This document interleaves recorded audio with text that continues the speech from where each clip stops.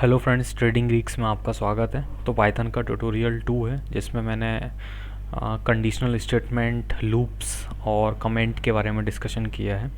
Previous videos में आपने देखे होंगे कि बेसिक्स में हमने डेटा टाइप्स कवर किए हैं, ऑपरेटर्स कवर किए हैं और वेरिएबल्स कवर किए हैं।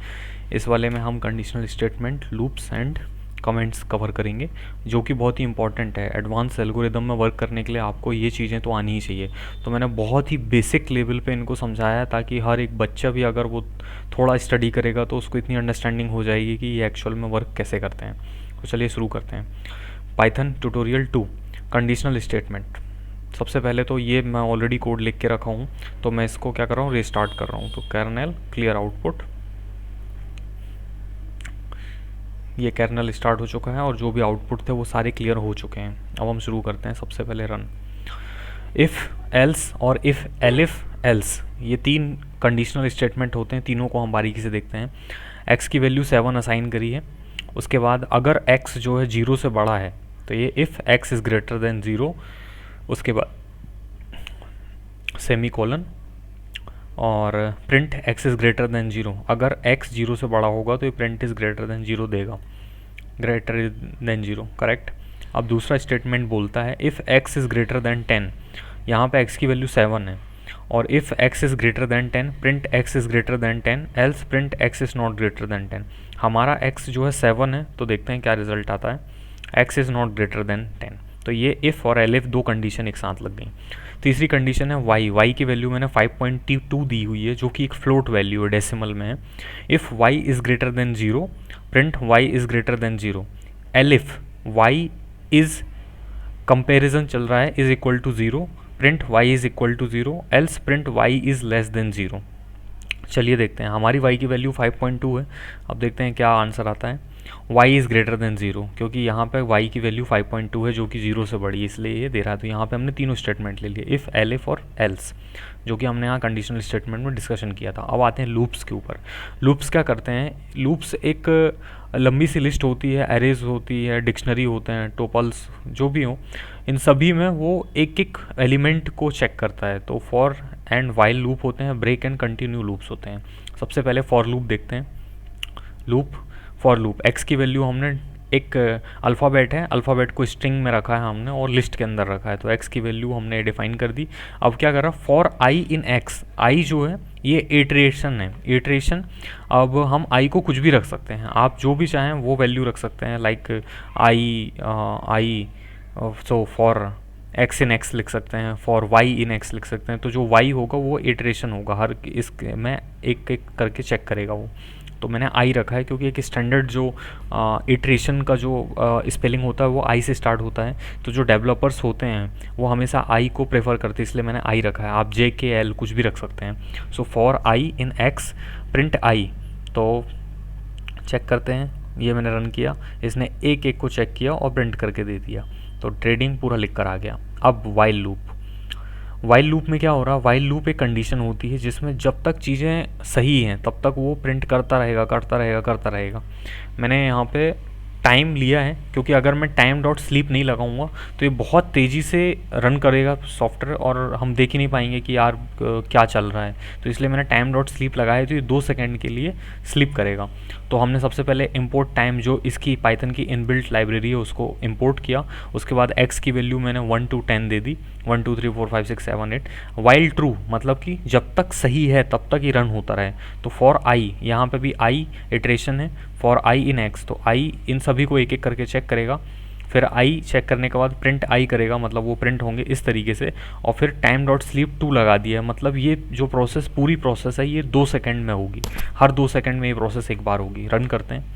ये मैंने रन किया। अब देखिए 2 सेकंड तक काउंट करेगा, पहले 1 आया, फिर 2 आया, फिर 3 आया। तो इस तरीके से हम अपनी कंडीशन को रन कर सकते हैं एक पर्टिकुलर टाइम के हिसाब से।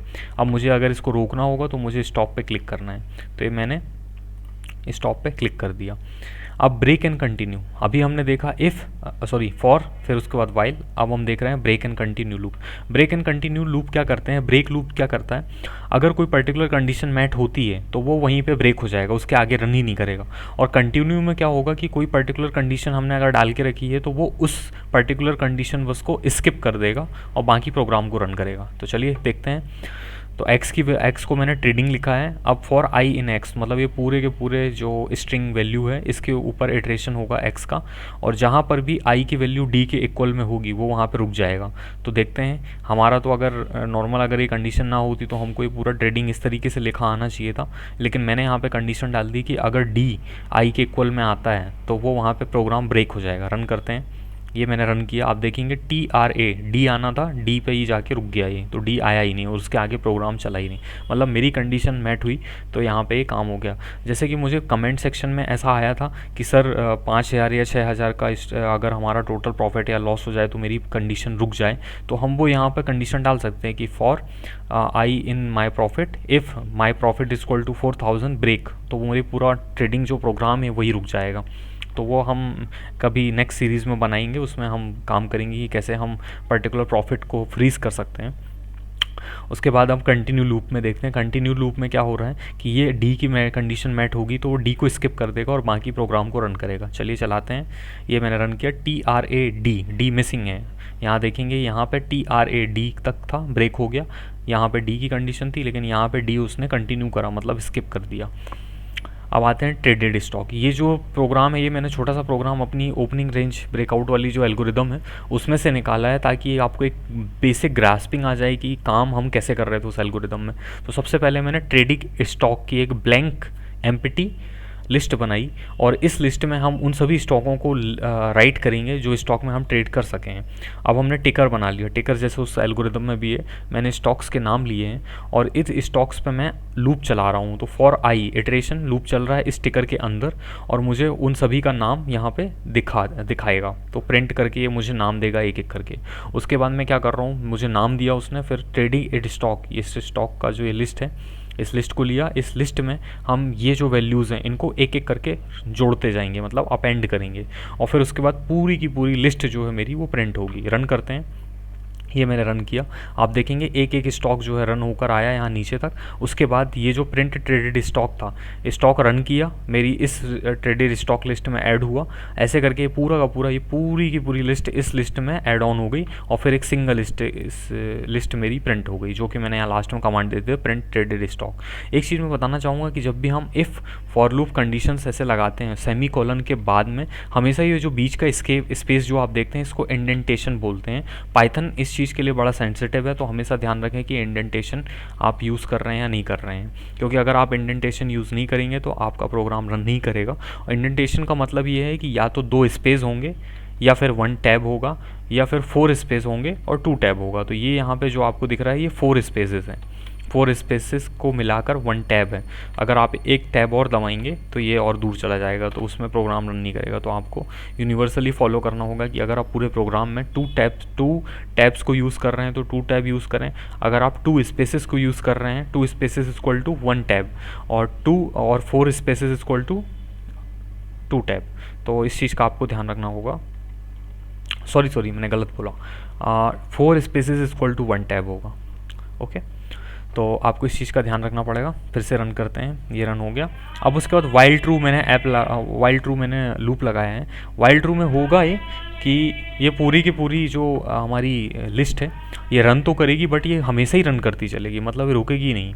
तो अगर मैं इसको बिना टाइम डॉट स्लीप के रन कराता हूँ तो होगा ये कि इतनी तेज़ी से रन करेगी कि ये पकड़ में ही नहीं आएगी, हम देख ही नहीं पाएंगे क्या हो रहा है, और वो रन होती रहेगी। अगर मैं एक बार चला के दिखाता हूँ आपको, ये मैंने रन कर दिया, ये देखिए बहुत स्पीड से ये रन हो रही है और ये पूरा का पूरा पकड़ में ही नहीं आएगा, ये रन ही होता जा रहा है, ये देखिए। तो मुझे स्टॉप करने के लिए ये करना पड़ेगा, तो मैंने स्टॉप कर दिया। अब इसको नीचे एरर आ गई होगी, ये एरर आ गई। तो उस सिचुएशन में क्या करना चाहिए, उस सिचुएशन में आपको इसको टाइम डॉट स्लीप का मोड रखना चाहिए। टाइम डॉट स्लीप क्या करेगा, सबसे पहले सेम फॉर्मूला, सेम जो अपन ने कोड लिखा वो सेम कोड है, बस वो वाइल लूप के अंदर चल रहा है, तो वो चलता ही रहेगा, चलता रहेगा। तो मैंने क्या करा, उसमें एक स्पीड लिमिट दे दी। तो टाइम डॉट स्लीप 2 सेकेंड्स की स्पीड लिमिट है। अब ये 2 सेकेंड्स में ये रन होगा। रन करते हैं, ये अब देखिएगा ये हर 2 सेकेंड में ये प्रिंट करेगा लिस्ट को, ये रन हो रहा है। तो इस तरीके से ये काम करता है। स्टॉप करता हूँ। अगर सपोज़ मुझे टाइम को रन करना है कि मेरी सिस्टम में मुझे दिखता है कितना टाइम अभी हुआ है, तो फ्रॉम डेट टाइम, ये एक इनबिल्ट फंक्शन है पाइथन का, इसको आप इंपोर्ट करें। डेट टाइम हमने इंपोर्ट किया, वाइल ट्रू मैंने लूप लगा दिया और उसके अंदर नाउ को साथ में वैल्यू डिफाइन करिए, date time dot now. Print कर रहा हूँ नाउ को और 1 सेकेंड का मैंने गैप लिया है, मतलब ब्रेक दे रहा हूँ। रन करते हैं, हर 1 सेकेंड में मुझे ये टाइम देता रहेगा। तो आज की डेट आ रही है और टाइम आ रहा है 56, 57, 58, 59, 60, इस तरीके से रन होता है। तो जैसे कई बार हमने एल्गोरिदम में आपने देखा होगा कि वहाँ पे हमने एक लूप लगा के रखा है जो बताता है कि 9:30 बजे मेरी एल्गोरिदम एग्जीक्यूट होना चाहिए। तो अगर आप एल्गोरिदम को सुबह 9 बजे से भी रन कर लोगे तो वो एग्जीक्यूट 9:30 पे ही होगी, क्योंकि उसमें हमने टाइम डिफाइन कर दिया है। तो इस तरीके से हम टाइम का यूटिलाइजेशन करते हैं पाइथन में। इसको स्टॉप करता हूँ मैं, ये मैंने स्टॉप कर दिया। अब उसके बाद कमेंट्स, जो कि हर प्रोग्रामिंग लैंग्वेज में बहुत ज़्यादा इंपॉर्टेंट होता है कमेंट्स का। कमेंट्स क्या करता है, जो कमेंट्स होता है वो कमेंट स्किप हो जाता है, तो वो पाइथन उसको रन ही नहीं कर पाता। और कमेंट का बेनिफिट सबसे अच्छा ये होता है कि किसी बड़े प्रोग्रामर ने अगर कोई बहुत बड़ा कोड लिखा है या कोई कोड जो वो किसी दूसरे डेवलपर को समझाना चाहता है, तो वो अपनी कमेंट वहाँ पे दे सकता है। तो कोई भी पढ़ने वाला बंदा जो पढ़ेगा उस चीज़ को, तो उसको समझ में आ जाएगा कि भाई यहाँ पे लिखा क्या है। तो ये कमेंट है, कमेंट को मैं रन करा। अब पाइथन ट्यूटोरियल ये बिना कमेंट के लिखा है तो ये एरर दे देगा। ये मैंने रन किया, देखिए एरर आ गई, लेकिन मैंने इसके आगे कमेंट लिख दिया। ये मैंने कमेंट लिखा तो कमेंट का साइन जो है हैश का है। अगर आप चाहें नोटबुक में, अगर आपको शॉर्टकट चाहिए तो आपको सबसे पहले कंट्रोल की प्रेस करनी होगी, प्लस आपको ये वाली जो की है इसको प्रेस करना होगा, तो ये आपकी कमेंट आ जाएगी। ठीक है, उसके बाद हमारे पास तो ये हो गया। इसको रन करते हैं, ये एरर नहीं देगा क्योंकि कमेंट है। अब यहाँ पे मुझे मल्टी लाइन कमेंट, मतलब 1 से 2 लाइन की कमेंट लिखना हो, तो उस समय सिचुएशन में मैं क्या यूज़ करूँगा, तो मैं अगर नॉर्मली लिख रहा हूँ hi I want to learn Python and algorithmic trading, ये एरर दे देगा। ये देखिए एरर दे दिया। तो अगर मुझे इस लाइन को कमेंट में लिखना है तो मुझे 3 इस तरीके के कोटेशन की ज़रूरत पड़ेगी। उन 3 कोटेशन के अंदर ही मुझे पूरा समय लिखना है। ये मैंने रन कर दिया और ये कमेंट आ गया। तो इस तरीके से हम loops, condition statement, loops, while true और फिर उसके बाद कमेंट सेक्शन को पढ़ लिया। नेक्स्ट सेक्शन में हम पढ़ेंगे कि फंक्शंस क्या होते हैं, फंक्शंस का एडवांस वर्किंग क्या होती है, और फंक्शंस के से हम कितनी अच्छे तरीके से एफिशिएंटली हम प्रोग्राम को रन कर सकते हैं और लिख सकते हैं। तो देखने के लिए आप चैनल को सब्सक्राइब करें और अपने दोस्तों के साथ शेयर करें। कोई डाउट आता है तो कमेंट सेक्शन में लिखें और मैं कोशिश करूँगा कि और अच्छे से एक्सप्लेन करने की। Okay, thank you so much.